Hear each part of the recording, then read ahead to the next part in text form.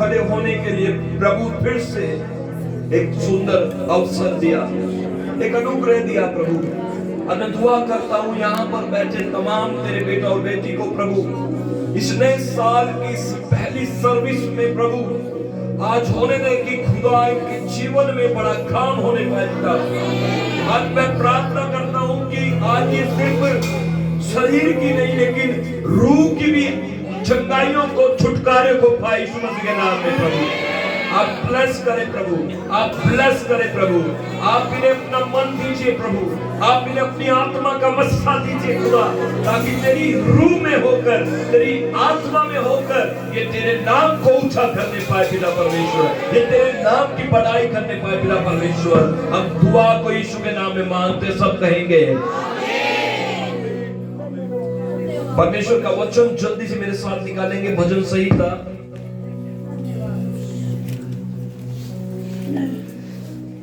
भजन संहिता 14 निकालेंगे।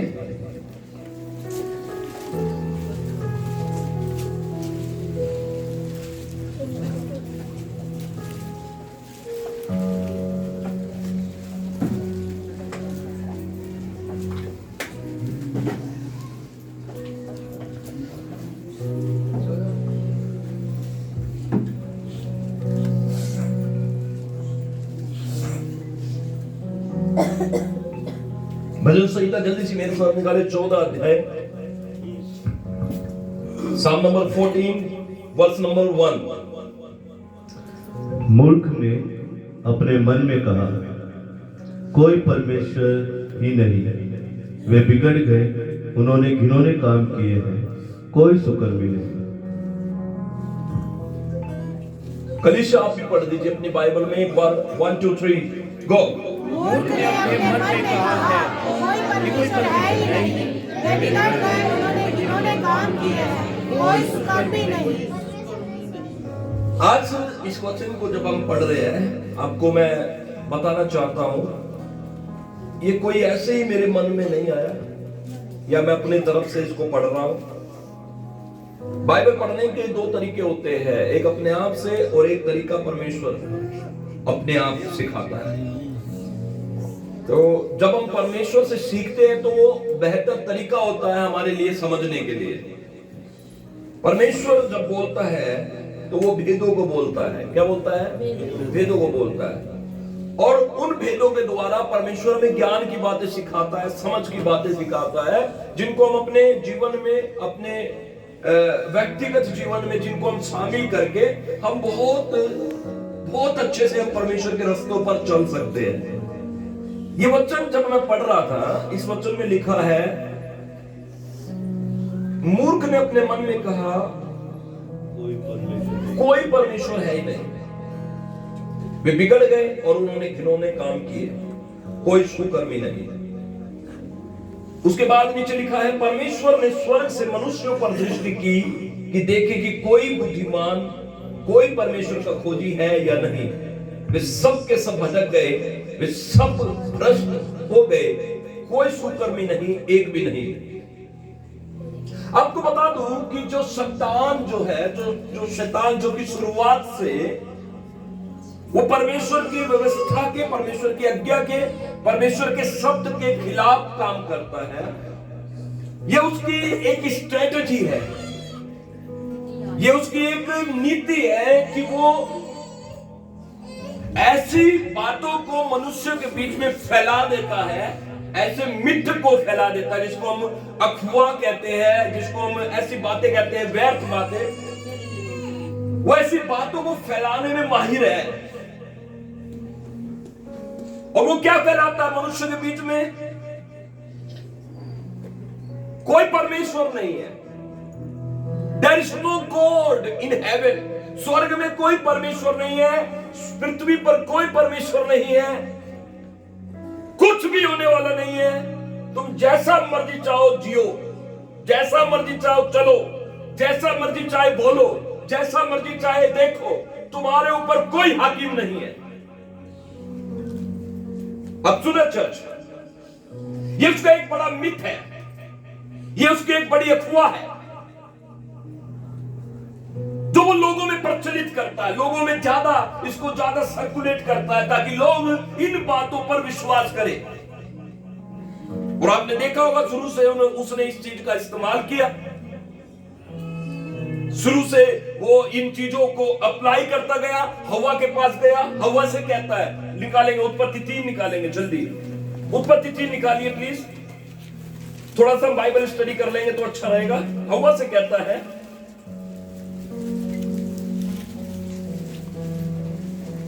तीन अध्याय का 1 वचन से आप शैतान की और हवा की जो है वार्ता को देखेंगे, वार्ता, कॉन्वर्जेशन। और उसमें आपको ये पकड़नी है, ये बात समझनी है कि शैतान कैसे मूर्ख बनाता है, कैसे वो परमेश्वर से आपको और मुझको दूर करता है। सुनिएगा ध्यान से। यहोवा परमेश्वर ने जितने पहले पशु बनाए थे उन सब में सर्प धूर्त था। धूर्त शब्द यहां पर लिखा है तो उसका चलाक शब्द का आप इस्तेमाल करेंगे, ठीक है। उसने स्त्री से कहा, शैतान ने जो सर्प था उसने स्त्री से कहा, क्या सचमुच है कि परमेश्वर ने कहा तुम इस वाटिका के किसी वृक्ष का फल न खाना। देखो उसने क्या बात की यहां पर। स्त्री के पास गया, स्त्री से बात करता है, बिना किसी इनविटेशन के वो वहां एंट्री करता है, पहली बात तो। और दूसरी बात, जब वो स्त्री से बात करता है, हवा से बात करता है, तो क्या कहता है? कहता है क्या सच है कि परमेश्वर ने तुम्हें सारी वाटिका के वृक्ष फल खाने के लिए क्या किया है? क्या किया है? सारी, उसको ने बात पता नहीं थी, लेकिन उसको बात जानने के लिए बात बनानी पड़ी। समझ रहे मेरी बात को? वो जानने के लिए स्ट्रेटजी खेलता है, वो एक गेम खेलता है, क्योंकि वो धूर्त है, वो चालाक है।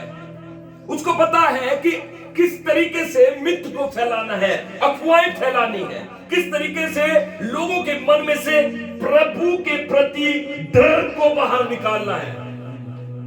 आप समझ रहे मेरी बात को चर्च? उसने क्या कहा? हवा से कहा जाकर, इज इट ट्रू? क्या ये सच है? क्या परमेश्वर ने तुम्हें इस वाटिका के सब वृक्ष खाने के लिए मना किया है, सब फल खाने के लिए मना किया है? और हवा बेचारी, जो कि उसकी स्ट्रेटजी को समझ नहीं पाई, जो कि उसके गेम को समझ नहीं पाई, उससे उसने बात करना शुरू कर दिया। और आगे क्या लिखा है? स्त्री ने सर्प से कहा, इस वाटिका के वृक्षों के फल हम खा सकते हैं। शैतान कहता है तुम किसी भी वृक्ष के फल को नहीं खा सकते, क्यों? क्या ये परमेश्वर ने तुम्हें आज्ञा दी है? हव्वा कहती है हम इस वाटिका के वृक्षों के फल को खा सकते हैं। 3 में लिखा है, यहां पर जो है वो उसने अपनी कमजोरी को प्रकट कर दिया। सुन रहे मेरी बात को? शैतान जानना चाहता था कि परमेश्वर ने इनको आज्ञा क्या दी है, और हव्वा ने क्या किया?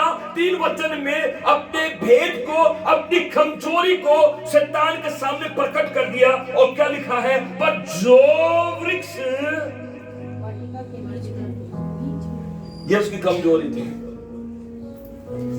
देखो शैतान को नहीं पता कि बापू और बेटे में क्या बात हुई है। हेलो, आदम हव्वा क्या थे? परमेश्वर के बेटा और बेटी थे। परमेश्वर पिता था, और बाप बेटे में और बाप में और बच्चों में क्या बात हुई है वो बाहर वाले को पता नहीं थी, और बताना भी जरूरी नहीं था। इसलिए वो पागल शैतान, वो धूर्त, वो चालाक, उसने क्या किया? अलग तरीके से बात की। उसने अपने आप को ये जताया, मुझे सब पता है। वो अपने आप को इसलिए आया है, आई एम पावरफुल मैन, मैं जानता हूं सब बात है। उसने ये बात अपने आप, मतलब उसको उसने जताया कि हुआ देख, मुझसे कोई बात छिपी नहीं है, मुझे सब पता है। लेकिन उसको कुछ नहीं पता। कोई तो जोर से कहे शैतान झूठा है, उसको कुछ नहीं पता। हालेलुया! ताली बजाकर उसको थप्पड़ मारे उसके मुंह पर यीशु के नाम में। 2025 में आपके जीवन से वो बाहर निकले यीशु के नाम में, बाहर निकले यीशु के नाम में। आमीन। उसका कहीं चर्च सुने ध्यान से। उसने बात को घुमाकर पूछा, ये बात किसके बीच में थी? बाप और बेटे के बीच में थी। हमारा बाप प्रभु है, हालेलुया। वो हम सबका बाप है, पिता है, हालेलुया। लेकिन ये बात को उसने प्रकट कर दिया। क्यों? क्योंकि शैतान को बुलवाना आता है। उसने अपनी स्ट्रेटजी का इस्तेमाल किया। उसने स्ट्रेटजी का इस्तेमाल किया और हवा ने वो बात को बताया। उसके बाद क्या लिखा है? जब उसने वो बात बताई तो उसको फिर और तरीके से बात उसको की और बात करके क्या बोला सर्प ने? 4 वचन पढ़ेंगे। सर्प ने स्त्री से कहा, हेलो, तुम निश्चय न मरोगे। अब उसके बाद जब उसने पता चल गया कमजोरी क्या है, ये जो वृक्ष वाटिका के बीच में लगा उसका फल हम कदापि ना खाएंगे, ये है आज्ञा। लेकिन सर्प ने क्या कहा? तुम निश्चय ना मरोगे। वरन परमेश्वर आप जानता है। लेकिन शैतान की स्ट्रेटजी को समझने की कोशिश करें। पहली बात, उसको कुछ नहीं पता। बोलो, कई लोग कहते हैं, मैं बोलना नहीं चाहता क्योंकि हमारा संदेश है ना रिकॉर्ड होता है, ठीक है। लेकिन समझो, बहुत सारे लोग बहुत सारी चीजें बोलते हैं, है ना। शैतान प्रकट करता है मैं सब कुछ जानता हूं, है ना। हमने देखा है कि लोग उनकी बातों पर ज्यादा भरोसा कर लेते हैं, दूसरे लोगों की बातों पर ज्यादा भरोसा करते हैं और प्रभु की बातों पर विश्वास नहीं करते।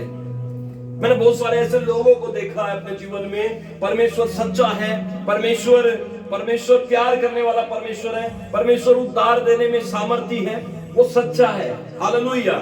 लेकिन हम उस खुदा को लोग छोड़ के कई बार दूसरी मिथ्य पर, जो अफवाहें होती है, सिर्फ उन व्यर्थ चीजें होती है जो फैलाई हुई होती है शैतान के द्वारा, उनके ऊपर, उनके पीछे ज्यादा भागते हैं लोग। ठीक है, मेरी बात सुन रहे हैं? उसके बाद वहां पर लिखा है, सर्प ने क्या कहा? सर्प ने कहा तुम ना मरोगे। क्या कहा? तुम निश्चय ना मरोगे। उसने पक्का प्रमाण दिया, पक्का सबूत दिया, ऐसा बिल्कुल नहीं होगा। तुम मेरी बात सुनो, तुम मेरे पीछे चलो, तुम मेरे पास आओ। देखिए शैतान की दूसरी स्ट्रेटजी क्या है, उसकी दूसरी नीति क्या है? वो मनुष्य के अंदर से परमेश्वर का भय निकाल देता है। वो मनुष्य को परमेश्वर का भय निकाल देता है। देखिए, जब तक आपके अंदर, मेरे अंदर परमेश्वर का भय रखा हुआ है, परमेश्वर का भय आपके अंदर है, मैं आपको बता देना चाहता हूं, आप प्रभु से प्यार करते रहोगे। अगर परमेश्वर का भय अंदर है तो आप प्रभु से प्यार करोगे और प्रभु आपसे प्यार करेगा। लेकिन जब वो भय निकल जाता है बाहर, उस भय को शैतान बाहर निकाल देता है, तो आप चाहकर भी प्रभु से प्यार नहीं कर सकते और प्रभु भी आपसे प्यार नहीं कर सकता। तो हव्वा के जीवन में क्या किया शैतान ने? उसने उनके अंदर से जो प्रभु ने उनको डर दिया था, जिसके प्रति वो प्रभु से चिपटे थे, लिपटे थे, उस भय को बाहर निकाल दिया। प्रभु का भय क्यों निकलता बाहर लोगों के हृदयों में से, उनके मनों में से? वो भजन संहिता याद रखिए, 14 में क्या लिखा था? 1 में, मूर्ख ने अपने मन में कहा कि परमेश्वर है ही नहीं। वे सब क्या हुए? बिगड़ गए, भटक गए और बुराई करने लगे। जब हमारे अंदर से भय निकल जाता है तो हमारा जीवन बिल्कुल भी प्रभु का जीवन नहीं हो सकता और हम प्रभु के लिए नहीं जी सकते। मैं आपको बता देना चाहता हूं, भजन संहिता में जब आप नजर डालकर देखेंगे, भजन संहिता निकालिए मेरे साथ, और उसके 4 वचन में, भजन संहिता 4 में मैं बताना चाहता हूं प्रभु का भय हमें किस कदर मानना चाहिए। प्रभु का भय हमें किस कदर मानना चाहिए। भजन संहिता 4 निकालेंगे, भजन संहिता 4 का 4 वचन पढ़ेंगे। क्या लिखा? जोर से, कांपते रहो और पाप मत करो, अपने अपने बिछोने पर मन ही मन सोचो और चुपचाप रहो। हालेलुया। देखिए प्रभु का दास कहता है कांपते रहो और पाप मत करो और अपने अपने बिछोने पर मन ही मन सोचो और चुपचाप रहो, धर्म के बलिदान चढ़ाओ और यहोवा पर भरोसा। बोले यीशु मसीह की जय, बोले यीशु मसीह की जय। लेकिन मैं नहीं जानता 2024 आपने कैसा व्यतीत किया। I really don't know about your 2024. लेकिन 2025 की शुरुआत में जो प्रभु आपको अपने भवन में लेकर आया है और प्रभु अपने वचन के द्वारा आपसे बात कर रहा है, रिमेंबर दिस थिंग कि खुदा चाहता है कि प्रजा, प्रभु के लोग उसके भय को माने। उसका डर, भय का मतलब वो नहीं होता है कि हम प्रभु से डरे रहे। भय का मतलब होता है respect God. Praise the Lord, hallelujah, respect God. प्रभु का वचन कहता है आपको और मुझको उसका भय मानने की जरूरत है। हो सकता है 2024 में आपने प्रभु का भय खो दिया हो सकता है प्रभु का भय खोने की वजह से आपने अपने जीवन में बहुत सारी जगह पर अपनी मनमानी की हो। इस बच्चे को थोड़ी देर बाहर लेकर जाए। 2024 एक सिली होगा, एक बहुत ही आपने अपने आराम से इस साल को व्यतीत किया, लेकिन इस साल आपको मुझे काम करना है। कितने लोग ये विश्वास करते, प्रण करते हैं कि मैं इस साल काम करूंगा। Praise the Lord. इस साल मैं क्या करूंगा? यहाँ पर बैठा एक एक व्यक्ति, याद रखिए, प्रभु का भय यदि आपके अंदर है तो आप प्रभु के लिए काम करेंगे। कोई भी चुप नहीं रह सकता। Hallelujah, hallelujah, hallelujah, hallelujah. अब मेरी बात समझिए। जब यीशु मसीह का स्वागत हो रहा था, जब यीशु मसीह यरूशलेम जा रहे थे, तो वहां पर जो थे लोग होशाना के नारे लगा रहे थे, लोग प्रभु के नाम की बढ़ाई कर रहे थे। और सदूकी फरीसी लोग कहते हैं ये क्या हो रहा है, इसको चुप कर, इनको चुप कर। यीशु मसीह ने कहा गया ये चुप हो गए तो क्या कर, पत्थर चिल्लाओ। You have to have fear of God. आपके जीवन में प्रभु का भय होना चाहिए। शैतान के मिथ से भागे, उसके अफवाह से भागे, जो ये बात ज्यादातर सर्कुलेट करता है लोगों में कि परमेश्वर नहीं है, परमेश्वर नहीं है। एक समय परमेश्वर ने अपने दास मूसा से कहा मेरे पास आ, मुझे तुझसे बात करनी है। और मूसा पर्वत पर जाकर परमेश्वर के पास बैठ गया और 40 दिन और रात परमेश्वर के उपस्थिति में रहा। और नीचे जो थी प्रजा, जो थी, क्या हुआ? नीचे प्रजा ने क्या किया? उन्होंने सोने का एक बछड़ा बना लिया और कहने लगे मैं नहीं पता, एक मूसा नाम का बंदा हमें मिस्र से निकाल कर लाया था, अब ये नहीं पता वो है कहां। और उन्होंने क्या किया? शैतान ने उनके मन को मूर्ख बना दिया। क्या बना दिया?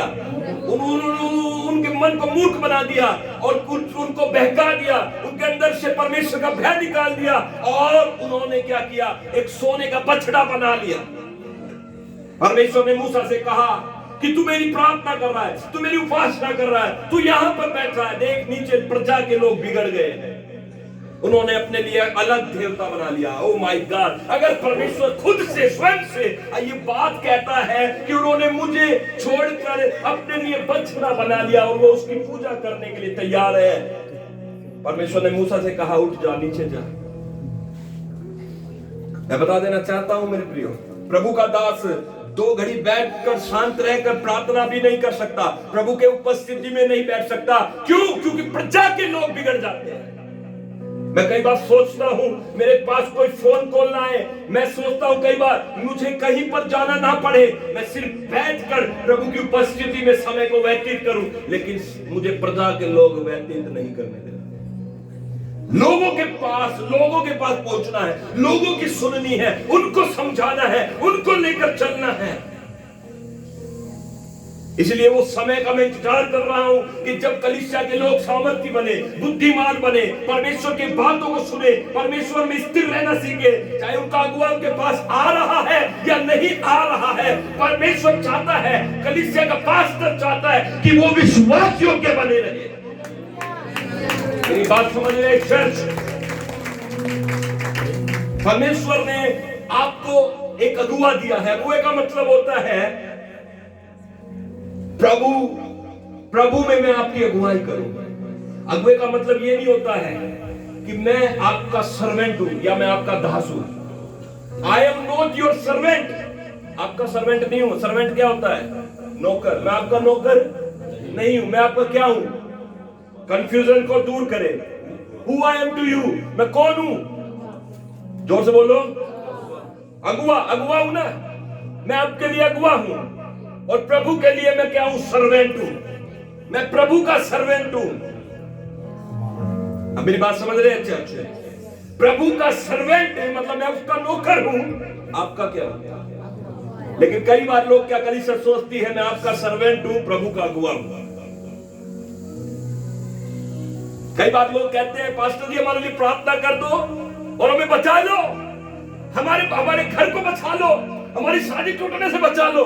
भैया जब तक सब ठीक था, जब तक तुमने पास्टर की नहीं सुनी, वचन नहीं माना, अब सब बिखरने पर आ रहा है तो आप कह रहे हो हमें बचा लो। देखिए मैं अगुआ, परमेश्वर का अगुआ नहीं हूं, मैं परमेश्वर का तो क्या हूं? नौकर। तो मैं क्या बोलूं परमेश्वर से?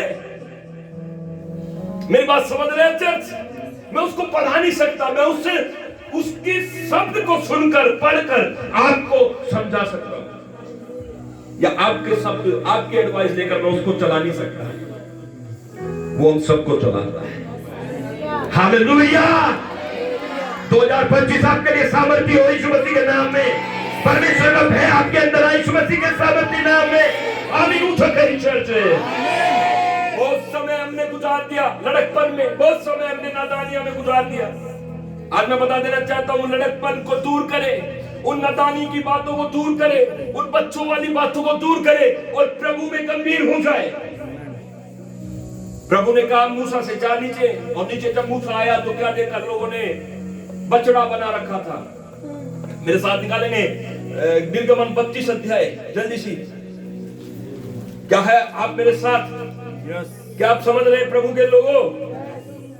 निर्गमन 32 जल्दी से निकालेंगे। निर्गमन 32।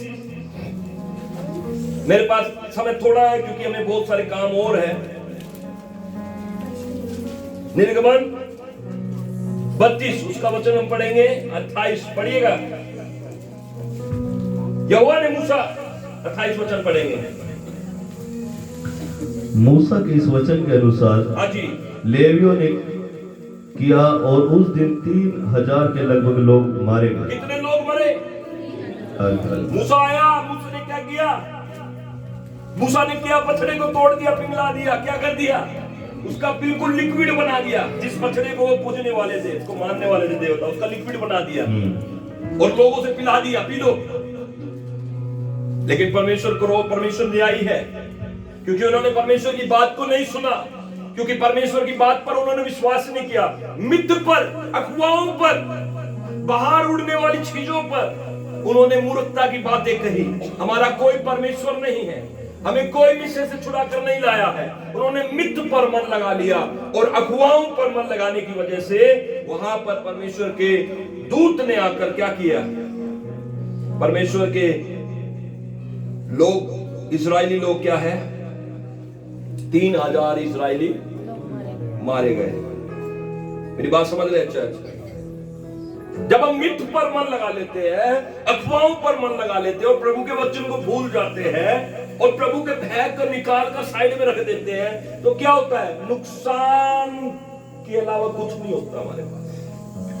आज भजन संहिता सुबह पढ़ा गया, मैं उससे बड़ा ब्लेस हुआ। उसमें एक वचन लिखा है, उस भजन में पढ़िएगा प्लीज, जो उसकी बात जोते हैं, लिखा है ना कुछ। भजन कितना था? 37 निकालेंगे, भजन 37 निकालेंगे। मैं उस भजन को सुनकर बड़ा ब्लेस हुआ, बड़ा आशीष मुझे मिली, क्योंकि वो मेरे संदेश से कहीं ना कहीं वो जुड़ रहा था। क्योंकि परमेश्वर का आत्मा एक है, वो पढ़ने वाले को अगुवाई करता है कि वो वही वचन पढ़े जो वचन परमेश्वर आज देने वाला है। परमेश्वर का वचन भजन संहिता 37 में, उसमें कौन सा वचन में लिखा है? प्लीज पढ़िए, देखिए।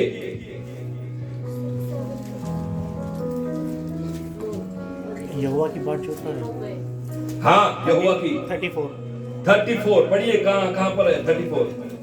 यहोवा की बाट जोता रहे हाँ। और उसके मार्ग पर बना रहे, हाँ। और वह तुझे बढ़ाकर पृथ्वी का अधिकारी कर देगा। प्रभु का वचन क्या कहता है? इतनी तसल्ली देता है 2025 में। वो कहता है हर मिथ से, अफवाहों से अफवाहों से अपने मन से आज बोले, "हे मेरे मन, तू यहोवा को धन्य कह।" बोलो। आज ये वचन दूसरों को नहीं, अपने मन को सुनाए। Hallelujah, hallelujah.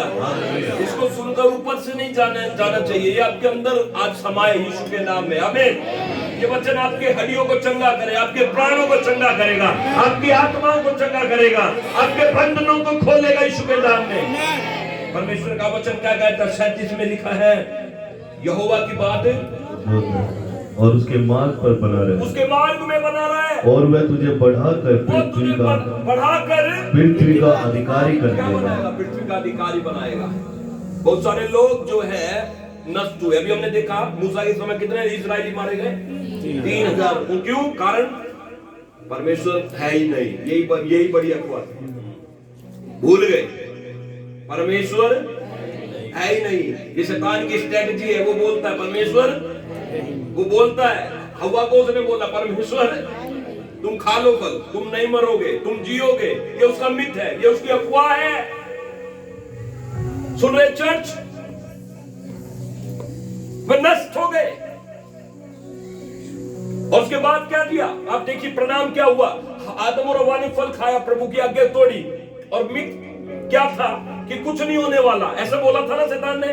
लेकिन उसके बाद क्या हुआ? कैन और हाबिल, दो भाई, आदम के दो लड़के, सबसे पहली पृथ्वी पर हत्या उसके परिवार में हुई। हाबिल ने कैन के सर को कुचल दिया, बड़े पत्थर से उसको फोड़ दिया। समझ रहे मेरी बात को? कैन के अंदर वो क्रोध कहां से आया? वो पाप की वजह से आ गया। वो पाप वहां पर प्रभुता करने लगा, और उस बात को जो कि शैतान बोलता है कुछ नहीं होने वाला, क्या हुआ उसके घर में? उसके पहले पृथ्वी पर हत्या हुई।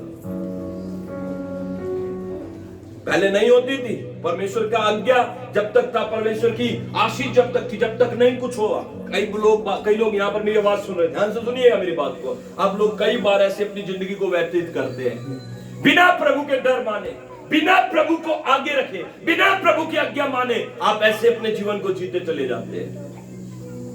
आप एक बार गलती करते कुछ नहीं होता, 2 बार गलती करते कुछ नहीं होता, 3 बार गलती करते कुछ नहीं होता। लेकिन याद रखिए, गलती करते करते करते आपकी आदत बन जाएगी और शैतान आपको नष्ट कर देगा। यूहन्ना में लिखा है, चोर किसी और काम के लिए नहीं, वह चोरी करने, घात करने और नष्ट करने, ये उसका उद्देश्य है। ये उसका उद्देश्य है। पहले वो मिथ्य को फैलाएगा, पहले वो अफवाहों को फैला देगा और बताएगा कि कोई ऊपर देखने वाला। इसलिए बहुत सारे लोग, बहुत सारे मैं विश्वासियों को देखता हूं, वो बिगड़ जाते हैं। वो चाहकर भी सुधर नहीं पाते हैं।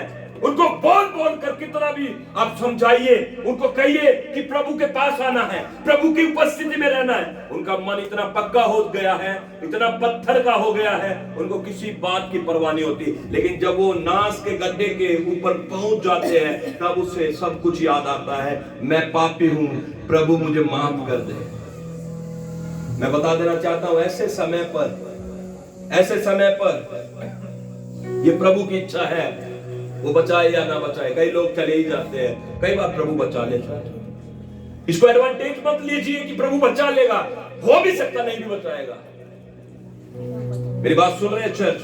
जिन लोगों ने मिथ पर मन लगाया है, जिन लोगों ने अफवाहों पर मन लगाया है, जिन लोगों ने प्रभु के डर और भय को छोड़ दिया था, बाइबल उस चीज की गवाह है, वो मर गए, नष्ट हो गए।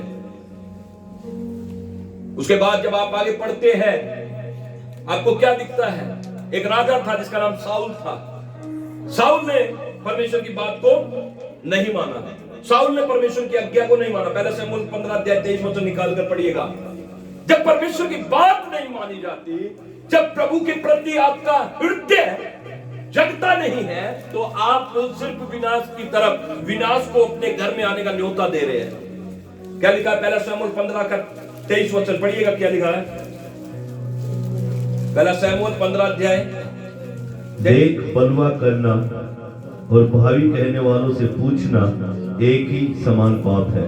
ठीक है, पहला शमूएल उसका 15 23 और हट करना मूर्तों और ग्रह देवताओं की पूजा के तुल्य है। तूने जो यहोवा की बात को तुच्छ जाना, इसलिए उसने तुझे राजा होने के लिए तुच्छ जाना है। समझ रहे हैं? ये किसका वचन था? परमेश्वर का वचन था। किसके लिए? शमूएल के लिए। क्या कहा? तूने यहोवा की बात को तुच्छ जाना, इसलिए परमेश्वर ने भी तुझे तुच्छ जाना। इसलिए परमेश्वर ने भी तुझे क्या कर दिया? तुच्छ जाना। उसके बाद आप देखते हैं शाऊल जो था एक शक्तिशाली राजा था, शाऊल एक सामर्थी योद्धा था। उसके बाद आप बाइबल में आगे पढ़ेंगे तो देखेंगे कि शाऊल पर दुष्ट आत्मा चढ़ने लगा, दुष्ट आत्मा उसे सताने लगा, वो परेशान रहने लगा, वो बीमार रहने लगा, वो तड़पने लगा। शांति के लिए उसको शांति चाहिए थी और कोई उसे शांति नहीं दे सकता था। एक शुरुआत अच्छी थी शाऊल की, लेकिन उसका अंत बहुत बुरा था। क्यों? क्योंकि उसने अपने जीवन में एक ही बात की, उसने परमेश्वर की बात को तुच्छ समझा और अपनी बात को अपने राज्य के लिए, अपने राजा होने के लिए उसने क्या किया? सिर्फ अपनी बात को महत्व देता चला गया। आप मेरी बात समझ रहे हैं चर्च? क्या ये वचन आशीष दे रहा आपको? ये मिथ है, आप मत विश्वास कीजिएगा इस पर कि कुछ नहीं होगा। विपत्ति एक चोर के समान आ जाएगी, समस्या एक चोर के समान आ जाएगी। कई बार लोग बीमारी से चंगे हो जाते हैं, छूट जाते हैं, आजाद हो जाते हैं। उनकी एड्स तक की मैंने देखा है, हमने प्रार्थना की, एड्स की रिपोर्ट की भी प्रभु ने बदल दी, नॉर्मल कर दिया, हील कर दिया उनको।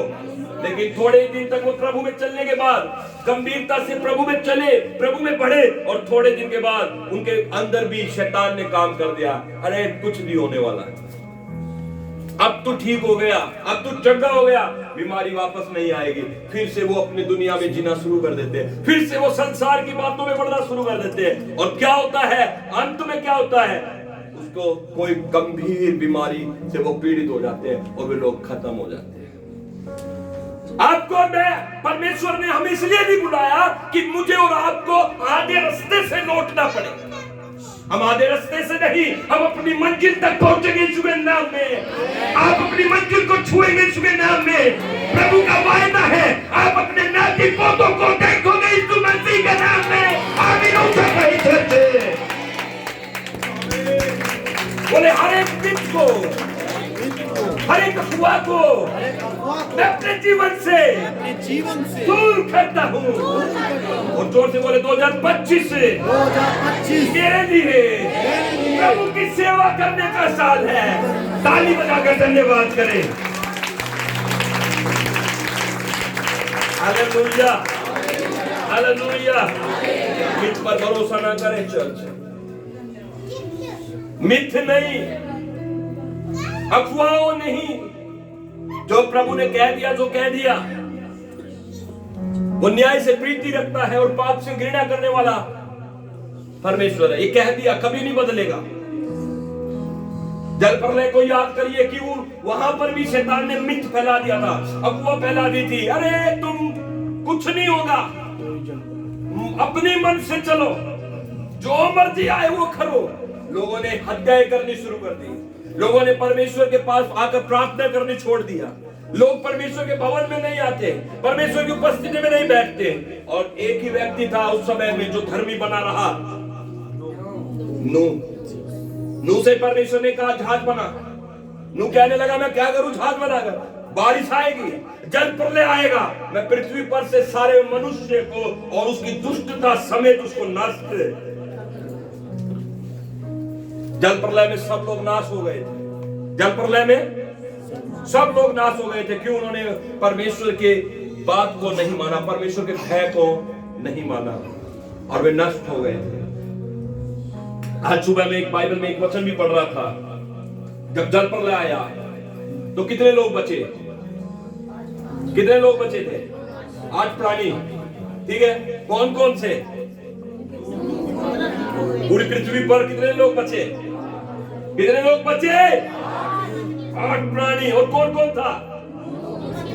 नूह और उसका परिवार, सब जानते हैं। लेकिन एक व्यक्ति और था जो बचा।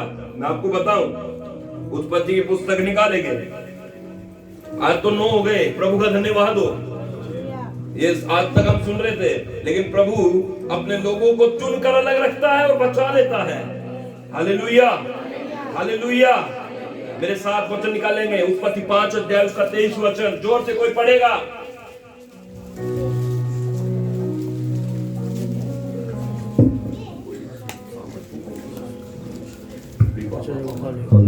कौन बचा था? अरे भाई कौन बचा? अनोख। कैसे बचा था? जल प्रलय से पहले बचा? बचा या नहीं बचा? क्यों? क्योंकि वो परमेश्वर के साथ चलता था। यस और नो? हाँ या ना? क्योंकि वो परमेश्वर के ऊपर विश्वास करता था, परमेश्वर का वह मानता था, और इस जल प्रलय आने से पहले क्या कर दिया? हाँ, बचा नहीं बचा? हालेलुया, ताली बजाकर धन्यवाद करो। कितने हो गए? कितने हो गए? एक मैंने ढूंढ लिया, एक आधा आप भी ढूंढ लो। हालेलुया। लेकिन प्रभु उनको बचाता है जो उसका वह मानते हैं। नष्ट नहीं करता, कभी सड़ने नहीं देता है, कभी आपको टूटने नहीं देगा। Praise the Lord. कितने लोग मेरी बात समझ रहे हैं? परमेश्वर का वचन यूहन्ना रचित सुसमाचार निकालेंगे और उसका 1 अध्याय निकाले सब जन। इस साल आपके लिए प्रभु की सेवा करने का साल होगा, प्रभु के नाम को ऊंचा करने का साल होगा चर्च। यूहन्ना रचित सुसमाचार उसका 1 अध्याय 9 वचन। सच्ची ज्योति जो हर मनुष्य को प्रकाशित करती है, जगत में आने वाली थी।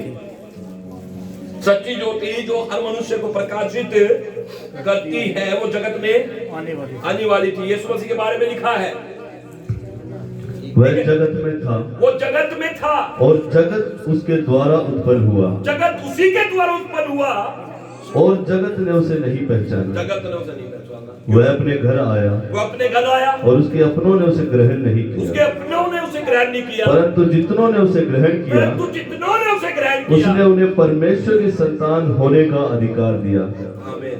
अर्थात उन्हें जो उसके नाम पर विश्वास रखते हैं। बोले यीशु मसीह की।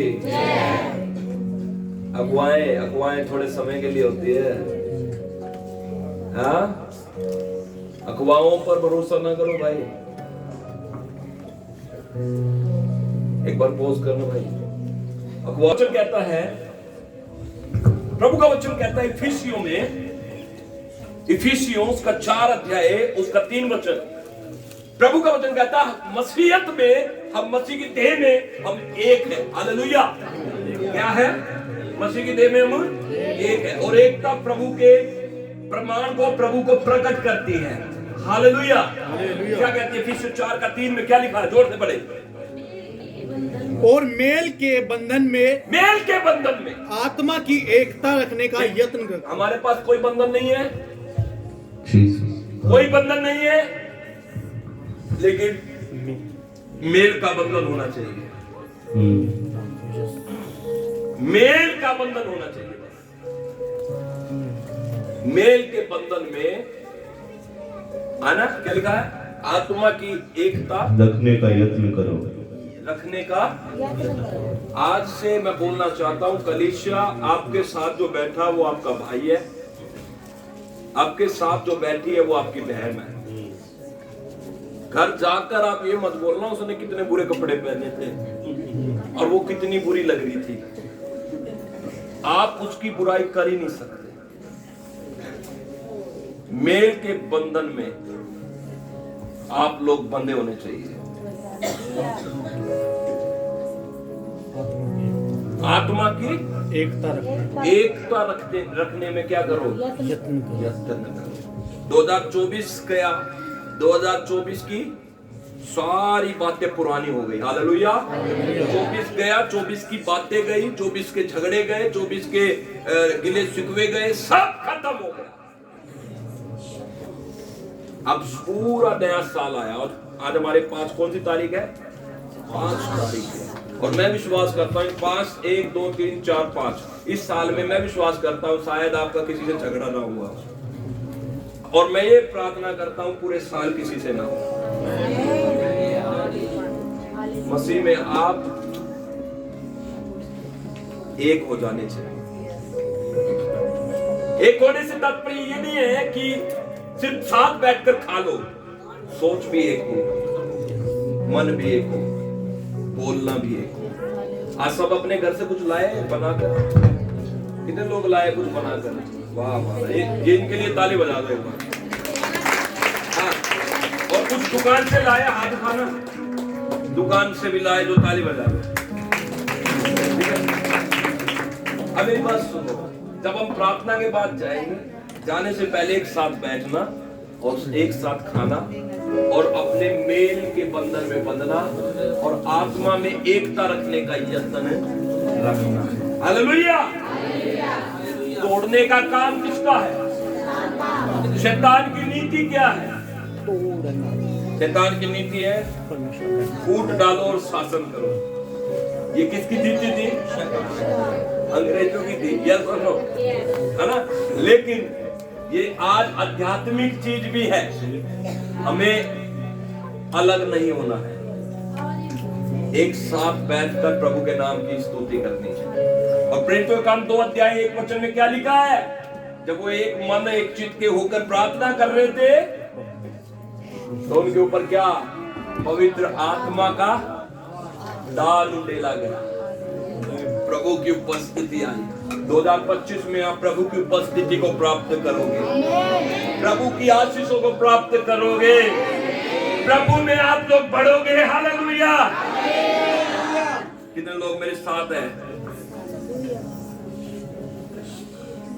अफवाहों पर ध्यान नहीं लगाना है, अफवाहें आपको नष्ट कर देंगे। बोलो अपने बाजू वाले से, अफवाहें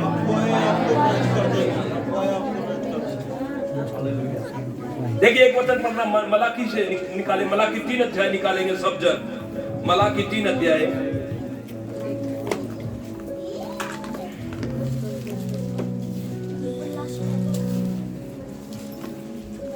मलाकी 3 अध्याय निकालेंगे।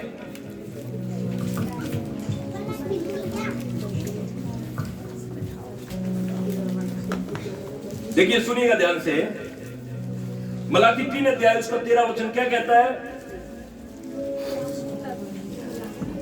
यहोवा यह कहता है, तुमने मेरे विरुद्ध ठिठाई की बातें कही, परंतु तुम पूछते हो हमने तेरे विरुद्ध में क्या कहा। ये 2024 गया, जो हो सकता है आपके मुंह से भी ठिठाई की बातें निकली।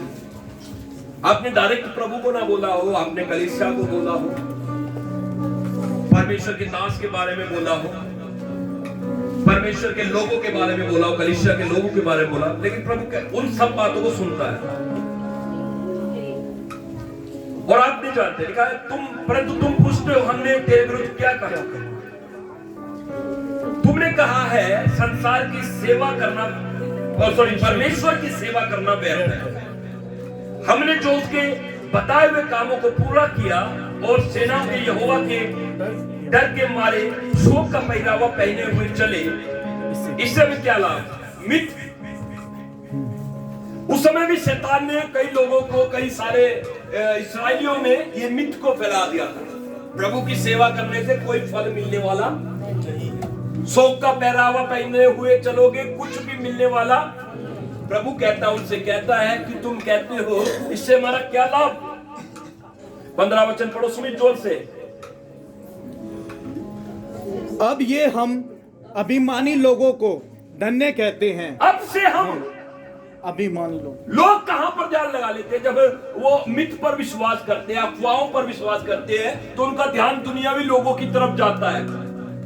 दुनियावी लोगों को देखते हैं, कहते हैं यार ये ना प्रार्थना करता, ना चर्च में जाता, ना बाइबल पढ़ता, ना ये प्रभु को दशमांश देता, ये कितने अच्छे से रह रहा है। कई बार लोग, विश्वासी लोग कहते हैं दूसरे लोग हमसे अच्छे हैं। सुनिए ये वचन आपके लिए है। 15 वचन में क्या कहता वचन? अब से हम अभिमानी लोगों को धन्य कहते रहेंगे। उस समय में लोगों ने कहा अब हम उन लोगों को धन्य नहीं कहेंगे जो विश्वासी, हम उनको धन्य कहेंगे जो अभिमान से जीते हैं, अपने तरीके से अभिमान से जीते हैं। क्योंकि दुराचारी तो सफल बन गए हैं, वरन वे परमेश्वर की परीक्षा करने पर भी बच गए हैं। ऐसा लोगों में शैतान ने मिथ को फैला दिया था। अभिमानी लोगों को धन्य कहेंगे, दुराचारी लोग सफल बन गए। ये लोग बोलते थे, शिकायत करते थे, बोलते थे। लेकिन 2025 में मैं आपको ये प्रतिज्ञा बोलना चाहता हूं चर्च, 16 वचन में लिखा है, तब यहोवा का भय मानने वालों ने आपस में बातें की और यहोवा ध्यान धरकर उनकी सुनता था। यहोवा के भय मानने वाले लोग कौन? आप है, मैं हूं, हम कलीसिया के लोग। जो हमारे मुंह से निकलता है प्रभु सुनता है। हम कौन सी बातें बोल रहे हैं? क्या उन बातों से किसी की उन्नति हो रही है? क्या हमारे बोलने से हमारा विश्वास बढ़ रहा है? प्रभु का वचन कहता है यहोवा उनकी बातों को ध्यान धरकर सुनता था। और जो यहोवा का भय मानते और उसके नाम का सम्मान करते थे, उनके स्मरण के निमित्त उसके सामने पुस्तक लिखी जाती थी। हालेलुया। किसके लिए पुस्तक लिखी जाती थी? इसके लिए पुस्तक लिखी जाती थी जो यहोवा का भय मानते और उसके नाम का सम्मान करते। आप समझ रहे हैं मेरी बात को? हम लोग कहते हैं दुराचारी सफल होते हैं। कुछ लोग कहते हैं अभिमानी लोग आगे बढ़ते जा रहे हैं, अभिमान पे वो फूलते जा रहे हैं, और हम मसीह बेचारे आराम से बैठे बैठे देखते रहते हैं। मेरी बात सुनिए, ये 2025 के लिए वचन है। परमेश्वर क्या कहता है? वो चाहे कितने भी बढ़ जाए, चाहे वो कितने आगे चले जाए, बिना परमेश्वर के वो कुछ भी नहीं है मेरे प्रियो। बाइबल कहती है उनके निमित्त एक पुस्तक लिखी जाती है। उनके निमित्त नहीं जो अभिमान से बढ़ते हैं, उनके निमित्त पुस्तक नहीं लिखी जाती जो अपनी अपनी अपनी दुष्टता पर फूलते हैं, उनके लिए निमित्त पुस्तक नहीं लिखी जाती। लेकिन पुस्तक उसके लिए लिखी जाती है किसके? जो यहोवा का भय मानते और उसके नाम का सम्मान करते हैं। आपके निमित्त पुस्तक लिखी जा रही है। आपका आदर परमेश्वर करने जा रहा है। हाथ उठाकर बोले हालेलुया। आगे सुन लीजिए, परमेश्वर का वचन कहता है उनके लिए पुस्तक लिखी जा रही है जो उसका भय मानते और उसके नाम का सम्मान करते। और 17 वचन क्या कहता है? जोर से सुमित। सेनाओं का यहोवा यह कहता है, सेनाओं का यहोवा ये कहता है, जो दिन मैंने ठहराया है, वो दिन मैंने ठहरा दिया है, उस दिन वे लोग मेरे वरन मेरे निज भाग ठहरेंगे। हालेलुया। एक दिन आएगा, एक दिन आएगा, एक दिन आएगा, आपके विश्वास का आदर होगा। एक दिन आएगा, आपकी प्रार्थनाओं का उत्तर आपको मिलेगा। एक दिन आएगा, आपके आंसुओं को प्रभु पहुंच देगा। और वचन क्या कहता है?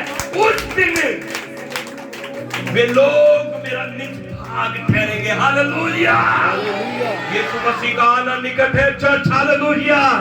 बाइबल बताती है वो बादलों में अपनी सेना के साथ आएगा और प्रधान स्वर्गदूत तुरही फूकेगा और मेरा यीशु बादलों में दिखेगा। और जब यीशु आएगा, हर आंख उसे देखेगी और लोग अपनी छाती पीटेंगे और कलीसिया उसके साथ उठाई जाएगी। आपका आदर होगा यीशु मसीह के नाम में, आपका विश्वास का आदर होगा यीशु के नाम में। आमीन कहे।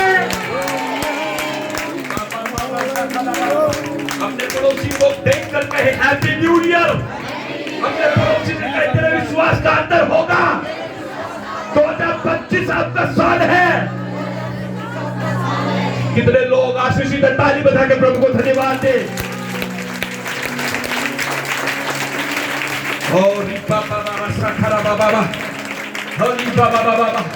आत्मा को दुल्हन की तरह प्रभु हालेलुया सजते हुए देखेंगे और यीशु मसीह हमारा दूल्हा आने वाला है।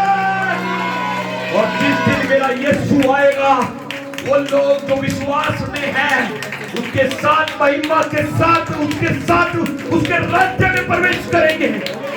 और जिन लोगों ने यीशु के सुसमाचार को नहीं जाना मेरे प्रियो, जैसे नूह के समय में हुआ था, नूह हमारे लिए दरवाजा खोल दे, नूह देख हम मर जाएंगे, ये जहाज खोल दे नूह। लोगों की आवाजें सुनेगी, लेकिन नूह कहता है कि मेरे भाइयों, जब दरवाजा खुला था तुम अंदर नहीं आए, अब ये दरवाजा मैंने नहीं परमेश्वर ने बंद करा है, अब मैं ये खोल नहीं सकता, ये मैं नहीं खोल सकता, ये तो परमेश्वर के हाथ में। 10 कुंवारियों ने दूल्हे से भेंट करने के लिए निकली उनमें 5 मूर्ख और 5 समझदार थी। समझदारों ने अपनी मसाले जलाई और कुप्पी में तेल भी ले लिया, और मूर्खों ने अपनी मसाले जलाई और कुप्पियों में तेल नहीं लिया। दूल्हे के आने में देर हो गई। आधी रात धूप मची, देखो दूल्हा आ रहा है। फिर 10 की 10 जाग उठी और वे जाकर उन समझदार कुंवारियों से कहने लगी, हमें भी थोड़ा सा कुप्पी में तेल दे दो। वो कहने लगी कि कदापि हमारे और तुम्हारे लिए पूरा नहीं होगा, तुम जाकर मोल ले लो।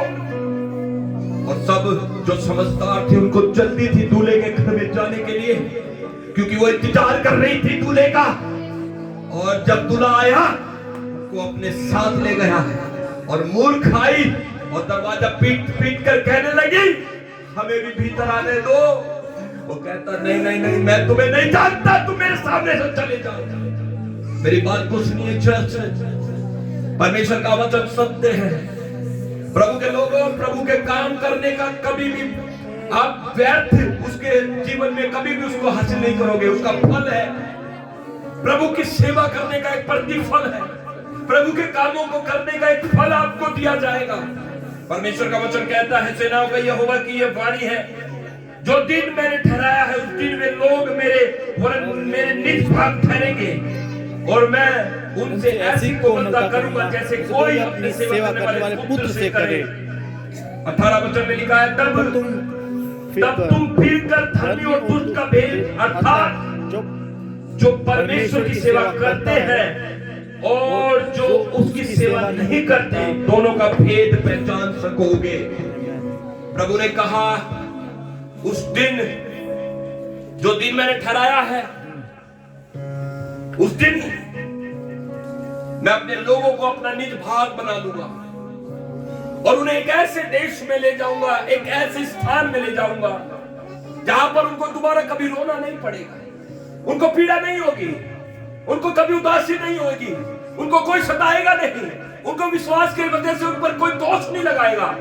उस दिन वे मेरे निज भाग होंगे और मैं उनका परमेश्वर बनूंगा। हालेलुया। और प्रभु का वचन कहता है, फिर उस दिन फर्क समझ जाओगे।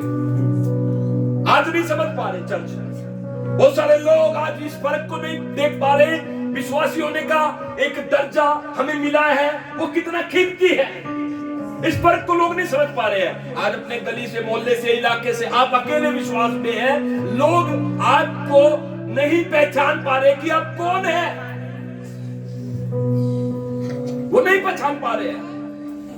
आप किसी से लड़ते नहीं, झगड़ते नहीं, आप किसी को बुरा नहीं बोलते, आप किसी के सामने कोई व्यर्थ बातें नहीं करते, लेकिन फिर भी आप सताए जाते हैं, आप परेशान किए जाते हैं। आपका कारण पता क्या है? क्यों? क्योंकि यीशु मसीह ने आपको अलग कर लिया। आप महिमा के देश में जाओगे, अब दुनिया की भीड़ से अलग हटा दिए गए हो।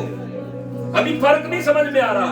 अभी दुनिया के सबसे छोटे और सबसे निर्बल लोग आपको और मुझको देखा जा रहा है, लेकिन बहुत जल्दी परमेश्वर बड़े काम करने जा रहा है। 2025 में फर्क पहचाना जाएगा यीशु मसीह के नाम में। 2025 में जब आप अपनी बीमारियों से छुटकारा पाई हुई रिपोर्ट लेकर खड़े होंगे और गवाही देंगे कि मेरे लिए परमेश्वर ने बड़े काम किए हैं, तब फर्क पहचाना जाएगा। हालेलुया। जब आप अपने हाथों के द्वारा बीमारों को चंगा करोगे, तब फर्क पहचाना जाएगा। हालेलुया। जब आप मरते हुए को जिलाओगे, मुर्दों को खड़ा करोगे, तब फर्क पहचाना जाएगा। हालेलुया। क्योंकि उस दिन मैं अपने लोगों में फर्क डाल दूंगा। जो रोते हुए बोलते हैं वो हंसते हुए काटने पाएंगे। 2025 प्रभु आपको महिमा के साथ ऊंचा करे यीशु मसीह के नाम में। आज आपके घर परिवार रिश्तेदार आपको नहीं पहचानते, हु आर यू, लेकिन मैं बता देना चाहता हूं 25 में प्रभु के नजदीकी में जिए। 2025 में प्रभु के नजदीकी में जिए। आपका प्रार्थना का समय बढ़ता चला जाए, बाइबल पढ़ने का समय बढ़ता चला जाए, प्रभु के साथ यूनाइट हो जाए, एक हो जाए। और मैं कहना चाहता हूं 2025 में फर्क पता चल जाएगा। वो लोग जो नाम धराई से जो देखते थे, उन लोगों के बीच में आप झंडा लेकर चलोगे यीशु मसीह का, आप ऊंचे होकर चलोगे यीशु मसीह के नाम में। अगर जो विश्वास करते हैं आमीन ऊंचा कहीं चर्च। मैं 2025 में कलीसिया आपके ऊपर एक बड़ा फर्क आते हुए देख रहा हूँ। आपके कदों को ऊंचा होते हुए देख रहा हूँ, आपके सर को उठते हुए देख रहा हूँ। आपके पद बढ़ते हुए देख रहा हूँ, आपके घर बनते हुए देख रहा हूँ, आपकी प्रार्थना का उत्तर आ रहा है। यीशु के नाम में अभी उतर गए। अपने हाथों को उठाए। प्रभु ने कहा तुम उस दिन फर्क जान लोगे, आज नहीं जानता कोई। प्रभु कहता है तुम फिर कर धर्मी और दुष्ट का भेद, अर्थात परमेश्वर की सेवा करने वाला और जो प्रभु की सेवा नहीं करते उन दोनों का फर्क, भेद को पहचानोगे। आज जो लोग प्रभु की सेवा नहीं करते, मैं उन लोगों को बोलना चाहता हूं 2025 में समर्पण करें, अपने आप को समर्पित करें 2025 में कि प्रभु मैं 24 में मैं दूर हुआ था, लेकिन इस नए साल में मैं नजदीक आता हूं। आइए सब जन अपनी जुबान खोल के बातें करें प्रभु से। प्रभु कहता है मेरी सेवा करने वाले लोगों को मैं प्रतिफल दूंगा।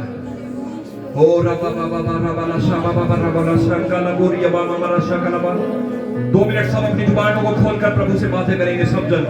प्रभु से कहे 2024 प्रभु मैंने जैसा जिया प्रभु मुझे माफ कर दे प्रभु, लेकिन नया वर्ष में प्रभु जी खाली नहीं जीना चाहता हूँ प्रभु, मैं तेरी उपस्थिति में चलना चाहता हूँ प्रभु, तेरे नाम की महिमा गाना चाहता हूँ, तेरा प्रचार करना चाहता हूँ, तेरी सेवा करना चाहता हूँ, सुसमाचार बांटना चाहता हूँ। ओ प्रभु मुझे जो भी कुछ मिलता है मैं उसका 10वां हिस्सा आपको देना चाहता हूँ। मेरे प्रियो 2024 में यदि आपने कभी 10वां हिस्सा नहीं निकाला, 2025 से एक नया निर्णय ले लीजिए। 10वां हिस्सा प्रभु का है। आइए अपनी जुबान ऊंची करें और बातें करें प्रभु से।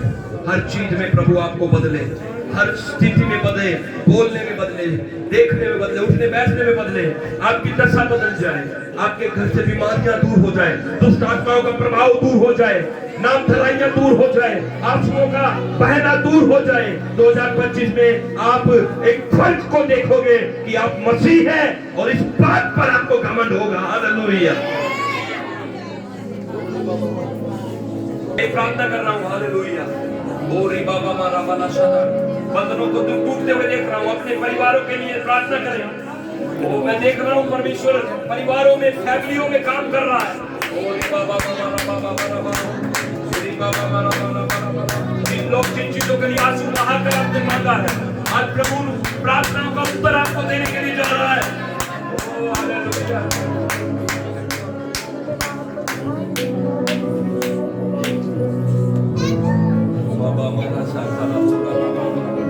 मेरी मुश्किल में वो मेरा मुश्किल खुशा, मेरी मुश्किल में वो मेरा मुश्किल खुशा, मेरे शफी ने दी मेरे दिल को छुएंगे यीशु मसीह के नाम में। आप शरीर से चंगे होने पाओगे यीशु मसीह के नाम में। आप जिन लोगों को मैं देख पा रहा हूँ शरीर की दुर्बलताएं निकल रही है बाहर यीशु के नाम में। ओ दीपा बाबा मर